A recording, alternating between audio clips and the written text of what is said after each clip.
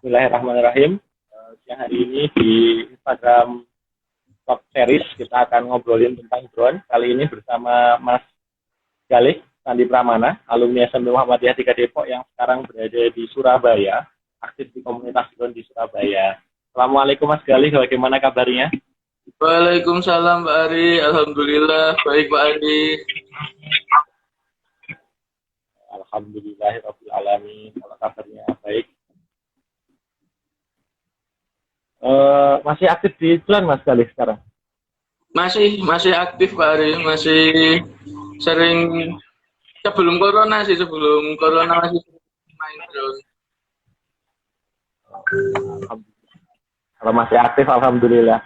Ilmunya tidak berhenti, masih dilanjutkan terus, masih dunianya terbang-terbang ya. Iya Pak, alhamdulillah masih mendukung juga. Ngomongin soal drone, ini tuh ada berapa jenis ya Mas Galih ya? Drone itu ada berapa jenis? Kalau untuk jenis drone itu ada banyak ya, tapi kalau yang untuk di Indonesia yang mahal itu ada seperti dua jenis itu, ada drone aerial dan drone racing. Kalau Mas Galih lebih suka yang mana? Yang aerial atau yang racing selama ini? Kalau saya sendiri pribadi lebih suka yang racing, tapi terkadang ada juga ada juga waktu-waktu untuk latihan yang aerial, waktu-waktu untuk dapat job-job yang aerial itu juga membuat bingung milih racing apa aerial, tapi sampai sekarang masih fokus ke racing. Oh ya, ini ada pertanyaan yang masuk ke Instagramnya Pak Ari tadi. Mahal nggak kira-kira kalau mau bikin drone itu? Kalau untuk konteks bikin drone itu ya sebenarnya mahal Pak. Nggak bisa bikin sendiri, memang harga part-partnya, harga beli jadi set pun memang mahal. Kalau untuk drone aerial itu dipabrikan. Kalau untuk drone racing kebanyakan itu ngerakit sendiri atau dipabrikan juga bisa Pak. Kalau untuk harga drone itu sebenarnya bervariasi, makanya tergantung budgetnya itu berapa gitu. Nanti misalkan punya budget 10 juta, pengen beli yang drone aerial, itu nanti pasti 10 juta itu dimaksimalkan untuk dapat seperti DJI Mavic Pro, terus ada juga Phantom 4, ada juga Phantom 3 atau Spark. Nah, kalau drone racing budget 10 juta itu, kalau emang baru pertama kali main drone race, saya saranin itu 10 juta, sekitar 75%-nya itu digunakan untuk beli remote, beli VR-nya yang bagus sekalian. Jadi nanti untuk drone-nya kita bikin yang mikro, pakai yang kecil-kecil, yang ada pengaman baling-balingnya, biar kalau nabrak orang terus nabrak benda itu nggak terlalu parah Pak.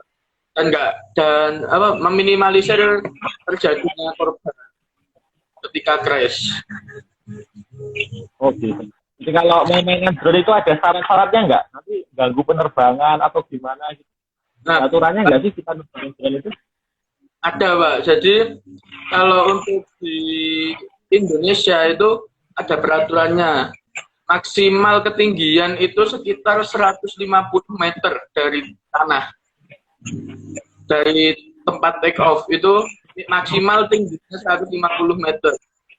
Nah, terus ada juga nanti seperti area batasan, area dilarang terbang, dan juga ada area yang bebas terbang.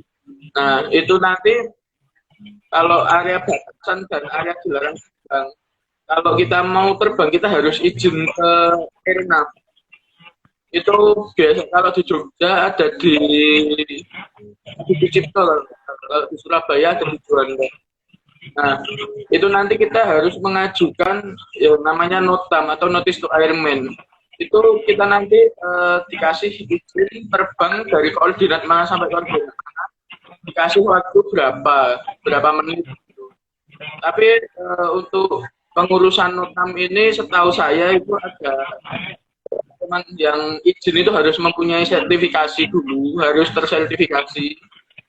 Terus juga izinnya tuh harus lengkap surat-suratnya, terus kejelasan terbang kapan, dan minimal itu 14 hari sebelum hari kita izin. Kalau untuk di area yang tidak boleh, yang batasan. Kalau drone sendiri ke komunitas resminya nggak, Mas Galih? Kalau kita pengen ikut itu ada komunitasnya nggak? Kita gabung kemana, daftarnya gimana, biar semuanya aman gitu kalau kita main gitu. Nah, kalau untuk dulu sih nggak terlalu, tapi kalau sekarang untuk pilot-pilot drone baru itu diwajibkan masuk ke komunitas supaya edukasi itu tersampaikan lebih luas lah. Jadi ada banyak komunitas di Indonesia.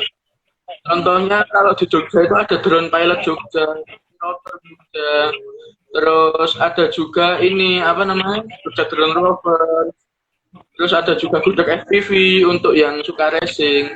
Nah, enaknya masuk ke komunitas ini apa? Ketika kita ingin bertanya, kita ada masalah di drone kita, itu nanti bisa diselesaikan bersama di dalam forum tersebut, di dalam grup itu. Jadi banyak yang bantu kita, nggak salah langkah.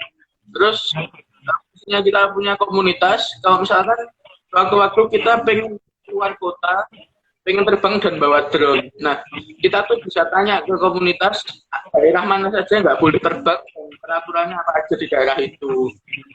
Itu sih enaknya, Pak, berkomunitas. Belum lagi kalau komunitasnya sudah berpayung. Nah, itu komunitasnya akan lebih lebih formal, lebih aman lah, maksudnya sudah terpercaya kan, sudah punya terlibat hukum. Kalau kita mau mulai mainan drone, itu enaknya kita beli drone yang kecil-kecil yang mungkin 300-400 ribuan itu, atau langsung beli yang bagus sekalian, Mas Galih, kira-kira. Kalau kita mau pengen mulai mainan drone. Nah, ini banyak yang tanya juga ya, apa? Mereka tuh, aku punya budget segini, aku pengen mainan drone, kira-kira apa ya yang bagus untuk saya? Nah, itu sebenarnya ditentukan dulu, Pak, mau main aerial apa racing. Karena itu beda, bertolak belakang. Kalau drone aerial, sebisa mungkin beli yang terbagus, yang paling mahal, yang sensornya itu banyak. Supaya apa? Supaya ketika kita belajar itu lebih mudah. Jadi ada sensor anti nabrak, ada sensor untuk ketinggian. Jadi kita tahu ketika di depan ada halangan apa, di bawahnya ada apa. Kita tuh ada notifikasinya biar.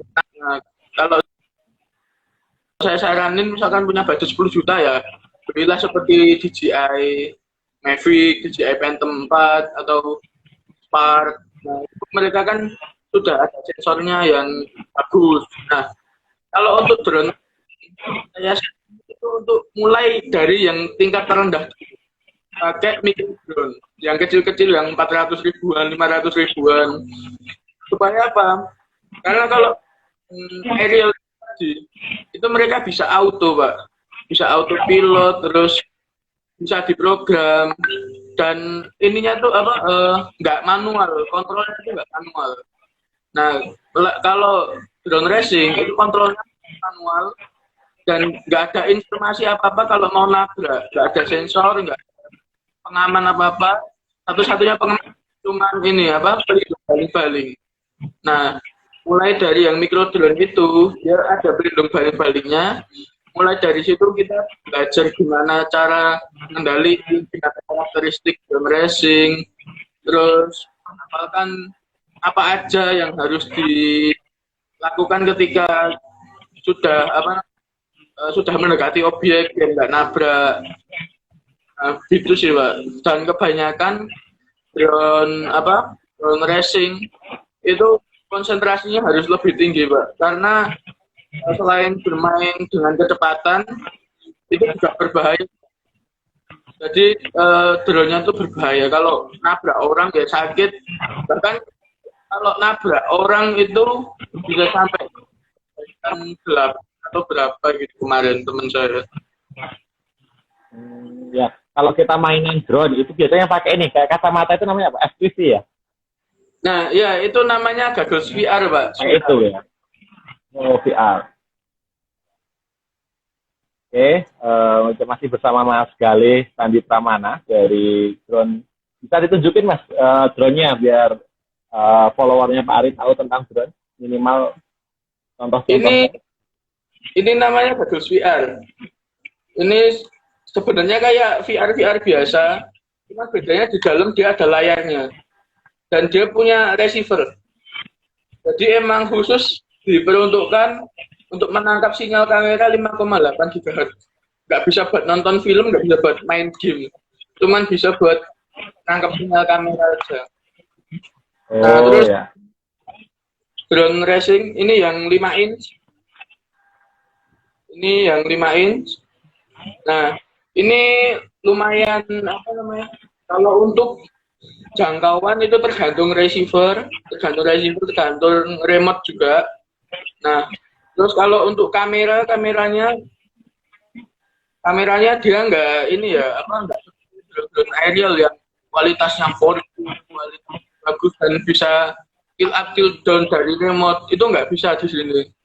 Di sini kualitasnya ya kayak ini. Kalau kita lihat TV tapi antenanya nggak pas, ada noise semutnya. Nah, nanti di VR nanti kelihatannya kayak gitu. Nah, dan kalau pengen merekam bagus biasanya di atas ini dikasih mounting buat GoPro atau Xiaomi. Tapi ada juga beberapa kamera yang mereka sudah menyediakan port SD card internal untuk rekam dari langsung kamera. Mas, modelnya sudah altitude hold belum? Bisa kembali ke tempat asalnya sendiri itu? Sudah di setting seperti itu belum? Kalau untuk altitude hold itu sebenarnya ada settingan sendiri. Ini bisa disetting untuk altitude hold, cuman jarang sekali orang yang pakai di altitude. Kecuali mereka emang memakai seperti X-Class yang di 10 inch, terus bawa DSLR di atas, nah itu ada altitude hold-nya. Kalau ini jarang-jarang. Terus kalau untuk return to home itu bisa. Jadi belikan GPS, terus nanti GPS disolder di dalam ada pad khusus GPS. Nah, nanti disetting softwarenya itu bisa mau kembali atau ketika lost connect dia stay di atas itu bisa, Pak. Sekarang sudah bisa di-setting. Itu kira-kira habisnya berapa itu budgetnya bikin drone-nya yang kamu bawa itu? Siapa tahu ada yang follower yang tertarik pengen beli. Kalau ini budget untuk drone tok ya. Drone tok ini sekitar 3,5 sampai 4 juta. Kalau full baru. Tapi kalau banyak yang misalkan cari motor yang bekas, karena motornya ya lumayan harganya 1,2 atau 1,3 ya, 4 itu cari bekas bisa. Terus kamera baru, nah itu nanti bakal ngepres budgetnya, jadi nggak terlalu mahal. Atau bisa jadi beli langsung jadi gini bekas tempatnya teman kita atau tempatnya orang lain di grup Facebook atau di mana. Nah seperti itu. Kalau untuk lengkapnya seperti remote, terus VR sama drone gini, kemungkinan besar budget 10 juta itu cukup. Tapi kembali lagi seperti tadi, kalau emang baru awal memulai, saya saranin itu budget remote dan budget di VR itu dibesarin. Biar kita dapat yang bagus, kita dapat yang awet ketika besok kita megang drone-drone gede seperti ini. Itu udah langsung dapat alat yang proper untuk main. Jadi nggak sebentar-bentar kok jaraknya pendek, sebentar kok jaraknya kok tahu-tahu lost connection sendiri di atas. Nah, untuk meminimalisir hal seperti itu sih, Pak. Jadi beli yang lebih besar, lebih bagus lah, dari internal RF-nya maupun dari VR-nya, remote-nya. Kalau untuk drone kan kita nggak bisa prediksi kapan kita ganti, jadi lebih baik step by step sih. Atau kalau mau lebih bagus lagi itu dari apa? Dari simulator dari simulator di komputer, terus nanti baru masuk ke drone-nya gitu. Tapi kebanyakan simulator itu yang gratis nggak seril kalau kita menerbangkan drone. Jadi ada beberapa aplikasi yang berbayar itu mendekati drone karakteristiknya. Oh iya. Jadi kalau ngomongin drone itu ternyata banyak banget ya. Jadi beli bahannya, prosesnya, bagaimana sistem operasinya, aturannya. Jadi ternyata banyak yang harus kita pelajari untuk bisa Banyak. Master di drone ya. Terus aturannya, terus oh iya kalau misalkan baru pertama kali main drone itu usahakan pelajari hukum-hukumnya, pelajari aturannya dulu yang berlaku di Indonesia. Nah, kalau nanti peraturan terus paling nggak mengerti peraturan, mengerti hukum-hukumnya, itu baru kita main drone. Nah, main drone ini gabunglah ke komunitas dulu. Nggak punya drone itu biasanya nggak masalah di komunitas karena komunitas tidak membatasi harus punya drone. Kalian bisa masuk dulu, terus belajar dulu, tanya-tanya kalau ini bagusnya gimana, ini bagusnya gimana. Nah, kalau udah beli drone, pelajari dulu drone kalian. Misalkan kalian beli DJI, nah pelajari dulu karakteristik DJI Mavic seperti kalau misalkan take off jangan di atas pasir, terus kalau kalibrasi harus kalibrasi, terus settingan remote, settingan kamera, nah, itu dipelajari lebih dalam dulu. Setelah itu baru menerbangkan secara menerbangkannya tuh kalau bisa rame-rame, didampingi sama orang, jangan terbang sendiri. Nah, kalau terbang sendiri itu kemungkinan besar ketika kita terjadi misalkan udah mau nabrak, kalau kita sendiri itu kita panik. Nah, kalau kita panik di drone aerial sebaiknya lepasin kontrolnya. Jadi dipegang gini aja, nggak usah digerak-gerakin dulu, tunggu tenang dulu hatinya, pikirannya tunggu tenang, baru dijalanin lagi. Soalnya pengalaman saya kalau misalkan kita panik, kita megang itu kalau kita kemungkinan kita biasanya akan ke atas atau maju biasanya. Nah itu kemungkinan nabraknya itu lebih besar ketika kita panik. Nah, jadi mending didiemin dulu, sabar. Kalau sudah tenang, baru dilihat di mana ada kosong. Nah itu dilihat. Kalau lomba sendiri Mas, tentang lomba drone itu kira gimana? Gambaran lombanya apa aja sih modelnya kalau lomba drone? Apa balapan, apa ngambil gambar, atau gimana biasanya? Nah, kalau untuk lomba itu dibagi dua lagi, untuk drone racing sendiri, untuk aerial sendiri. Kalau untuk drone aerial itu kebanyakan lombanya itu lomba foto, terus lomba video. Ada juga lomba uji ketangkasan drone. Nah, uji ketangkasan drone ini seperti lomba drone racing di drone balap. Lomba racing drone di drone balap itu jadi ada rintangannya, ada checkpointnya. Nah, bedanya kalau di drone aerial itu biasanya mereka lebih lambat dan tracknya pun nggak terlalu panjang dan nggak terlalu susah dimasuki. Nah, sedangkan kalau untuk lomba di drone racing itu biasanya lombanya itu benar-benar lomba balap.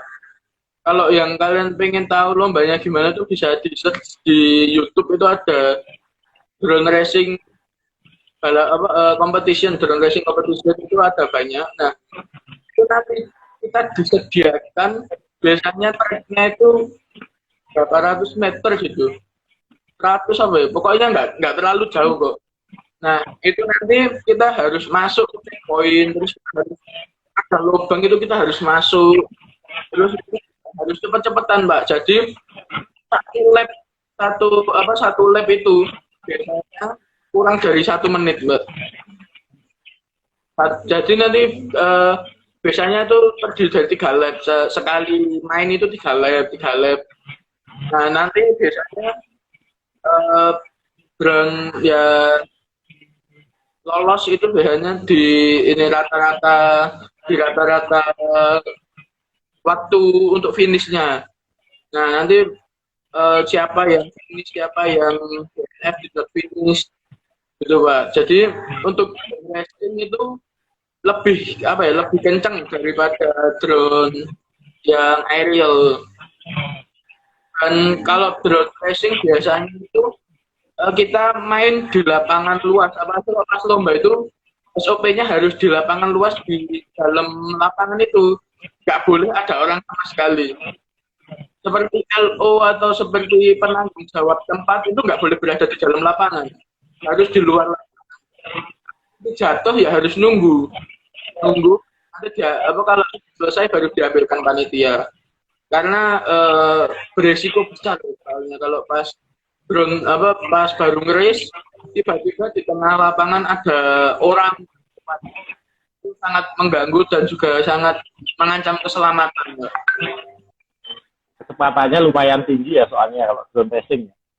Ya, kecepatannya tinggi Pak. Bahkan kalau cuman untuk ngejar jarak sekitar 50 meter, itu kalau lurus itu nggak sampai 1 menit, bahkan nggak sampai 30 detik. Ada yang nggak sampai 30 detik, itu sampai 50 meter dan Jadi ya speednya lumayan cepat ya, bahaya juga itu kalau tidak steril nanti bisa kena orangnya yang nonton juga ya. Iya, bisa kena orang. Jadi melewati rintangan ya, obstacle itu harus dilewati sampai ke titik tertentu gitu. Ya, sampai finish biasanya muter gitu. Terus nanti finishnya biasanya ada jaring. Jadi nanti disediakan jaring emang untuk ditabrakkan ke situ. Biar karena kalau kita akan tinggi terus kita finishnya harus landing, itu benar-benar susah Pak. Banyak yang gagal. Sekarang lebih banyak ditabrak. Saya kira finishnya itu kayak pesawat ya, harus landing gitu, harus malah nabrak ya, kalau drone racing malah harus ditabrakkan. Ya, kalau sekarang enggak. Kalau dulu ada yang landing, ada yang enggak. Kalau sekarang semuanya kebanyakan nabrak. Bukan nabrak, dimasukkan ke jaring. Ke jaring finish. Mungkin terakhir Mas, sebelum kita lanjut ke belajar online karena kita sudah cukup lumayan ngobrolnya. Pesan-pesannya untuk para drone pemula yang pengen memulai drone apa, terus gimana kita mau memulainya, untuk closing statement dari Mas Galih di SP Project dari Drone Pilot Surabaya. Yuk, silakan. Nah, kalau pesan saya ya untuk teman-teman yang ingin memulai drone racing, itu usahakan kalian tuh mengerti peraturannya terlebih dahulu. Jangan melanggar, jangan misalkan, aku punya drone kok, jadi droneku ini bagus, terus aku terbang tinggi, terus terbang di area-area seperti dekat bandara, terus di atas pemukiman militer. Nah, saya saranin sih jangan melakukan itu, karena banyak juga orang-orang yang mencari nafkah dari drone. Nah, kalau misalkan ada yang melanggar, itu nanti peraturan di Indonesia itu akan semakin diperketat. Nah, kerugian itu nanti mereka-mereka yang mencari nafkah itu menjadi susah untuk terbang, dikit-dikit dibatasi. Nah, dan maksudnya mereka cari kok malah ada orang yang membuat peraturan semakin diperketat lagi. Yang cuman ingin ini itu bisa sampai ketinggian segini, itu saya rasa nggak perlu sih. Kalau yang beli brand seperti DJI itu, mereka sudah ada manual booknya, mereka sudah bilang kuat sampai berapa meter, ya udah nggak usah dicoba sampai misalkan kuat sampai ketinggian 200 meter untuk tingginya, untuk jauhnya sekitar 3 km. Nah, jangan dicoba, maksudnya di situ udah tertulis kalau maksimal 200 meter, terus jauhnya 3 km. Jangan dicoba terus, aku punya drone baru, tak coba, tak tinggiin 200 meter. Ternyata nanti di atas ada pesawat lewat, ada helikopter lewat. itu berbahaya juga, kita bisa ditangkap polisi juga. Nah, selain itu juga kita bisa, belum nanti kalau misalnya kita jauhin 4 kilometer, terus pas apa namanya, pas berangkat aman loh, kok pas balik nggak balik-balik, bisa jadi di apa di sana ada masalah atau kehabisan baterai, itu kan juga bahaya. Nah, pesanku cuman itu taati peraturan, terus apa namanya, kalau memang niatnya belajar ya tekuni belajar drone, karena belajar drone itu nggak cuma benar-benar masalah terbang, tapi di sana ada teknik fotografi, terus ada teknik elektronikanya juga. Jadi di drone itu nggak cuma sembarang menerbangkan, ngambil gambar itu juga, tapi ada banyak kandungan ilmu yang terisi di dalam drone. Robotika juga ada, terus nanti cuaca kita harus bisa memprediksi cuaca. Belum lagi kalau kita baru terbang terus tiba-tiba hujan, kita harus gimana. Nah, itu kita harus tahu gimana cara perawatnya juga.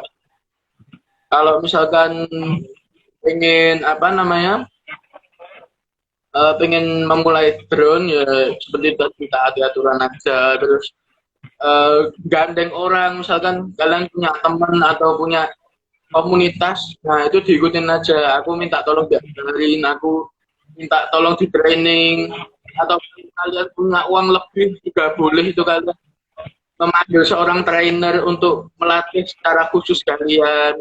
Gitu, jangan malu untuk apa, aku masuk punya drone bagus tapi nggak bisa nerbang, no. Terbangin sendiri aja lah, jangan gitu. Mending apa, minta tolong sama teman-temannya atau sama komunitasnya untuk diajarin, biar kita juga apa, safety fly, nggak terlalu membiarkan orang lain. Yang paling penting tuh nggak berbahaya untuk orang lain, terus nggak merugikan orang lain dan diri sendiri. Itu sih.